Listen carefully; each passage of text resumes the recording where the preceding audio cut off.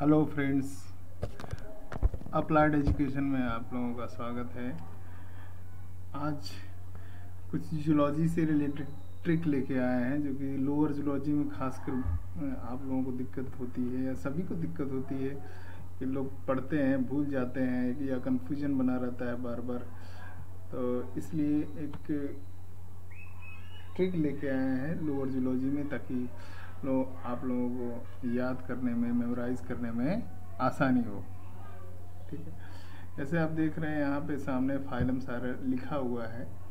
ठीक है, जैसे पहला phylum protozoa, porifera, cnidaria, platyhelminthes, aschelminthes, annelida, arthropoda, mollusca, echinodermata, hemichordata, chordata, और फिर कार्डेटा में जो आते हैं phylum, fishes, amphibia, reptiles, aves, mammals जो है ये सारे हैं। तो इनको देख के घबराने की बात नहीं है, हम थोड़ा सा बताते हैं इसको। ठीक है, जैसे आप लोगों को ये भी दिक्कत होती होगी कि कौन सिलोमेट है, कौन एसिलोमेट है, कौन सा यूसिलोमेट है। तो इसके लिए देखिए, प्रोटोजोआ से तो कोई मतलब नहीं है। वो प्रोटोजोआ जो है प्रोटोजोआ फाइलम में ए सेलुलर ऑर्गेनिज्म रखे गए हैं। ठीक है, ये क्लियर कट, इसमें कोई डाउट नहीं होना चाहिए। यूनिसेलुलर ए सेलुलर ऑर्गेनिज्म रखे गए हैं। ठीक है, उसके बाद आता है आपका पोरीफेरा, निडेरिया और प्लेटीहेल्मिन्थीस। इसको पीसीपी करके याद कर सकते हैं। ठीक है, और इनमें सीलोम नहीं पाया जाता है।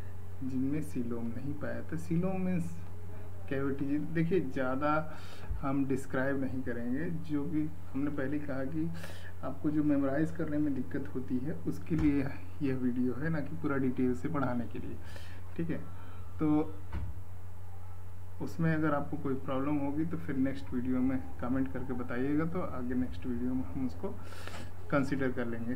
ठीक है, तो इससे पीसीपी, ठीक है, पोरीफेरा, निडेरिया, प्लेटीहेल्मिन्थीस, ये 3 फाइलम जो है एसिलोमेट कैटेगरी में आते हैं, जिनमें सीलोम अब्सेंट होता है। Coelom means cavity. ठीक है,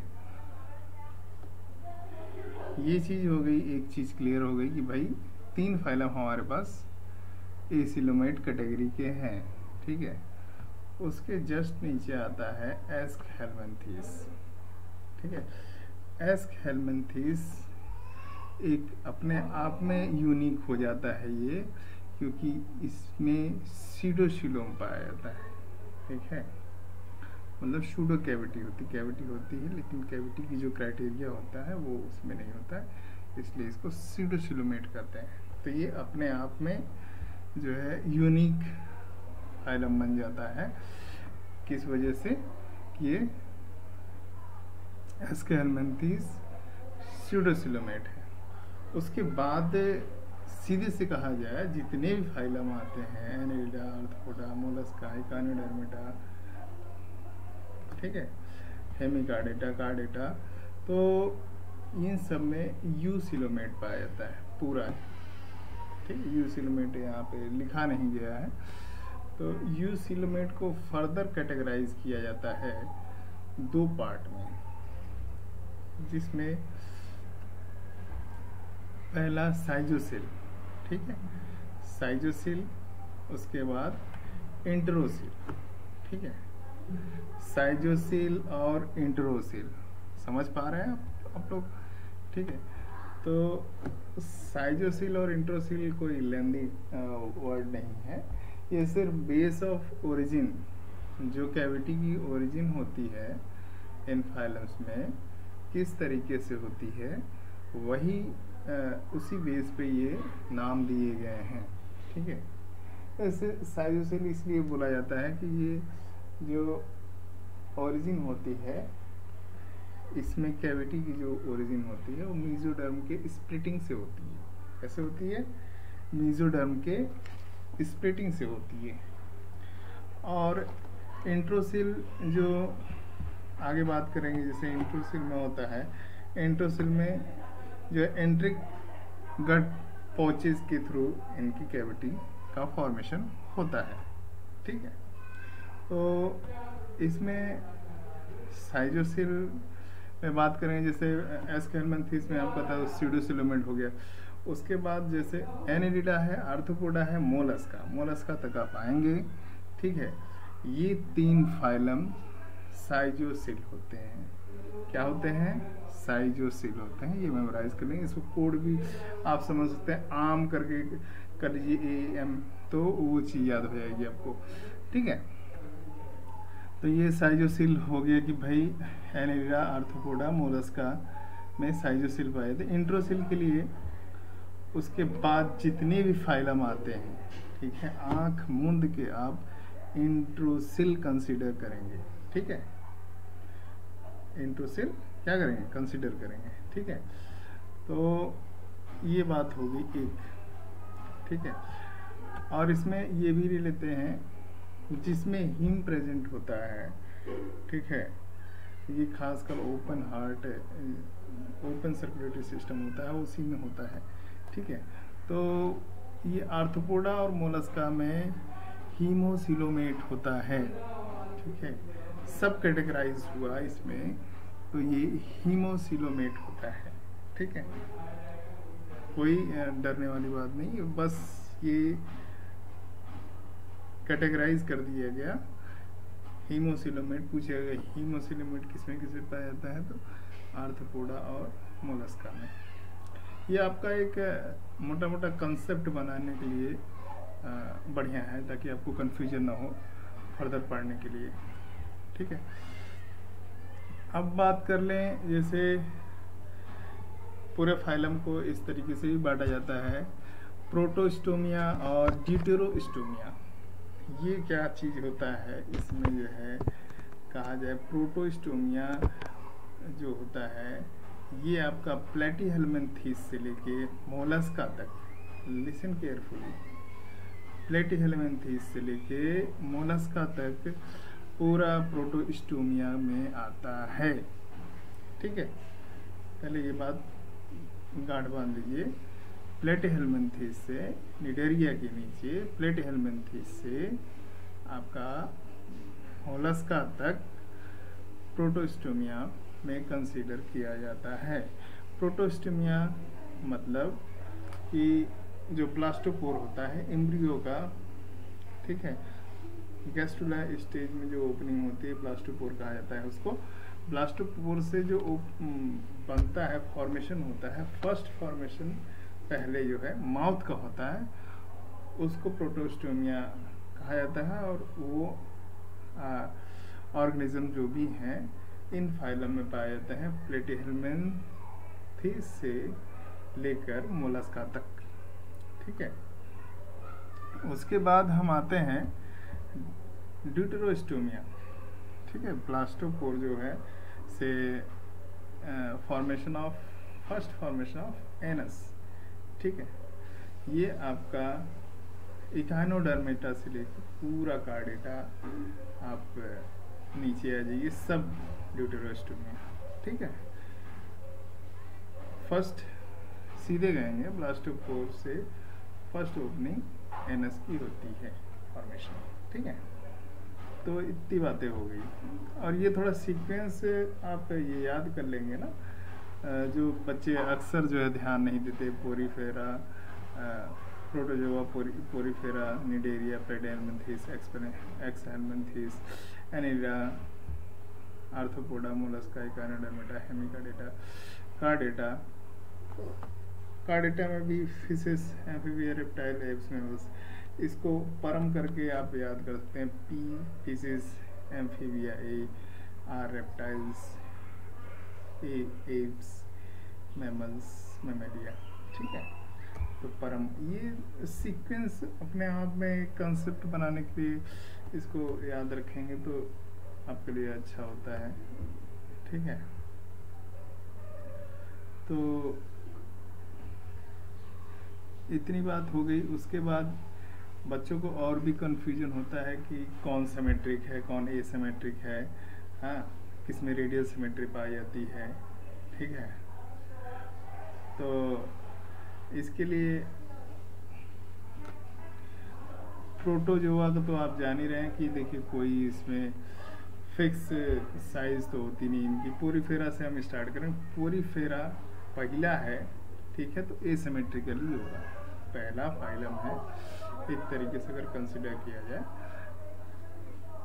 बल्कि ये दूसरा है, लेकिन कंटेंट के हिसाब से पहले जब जैसे बात करेंगे तो एसिमेट्रिकल आता है।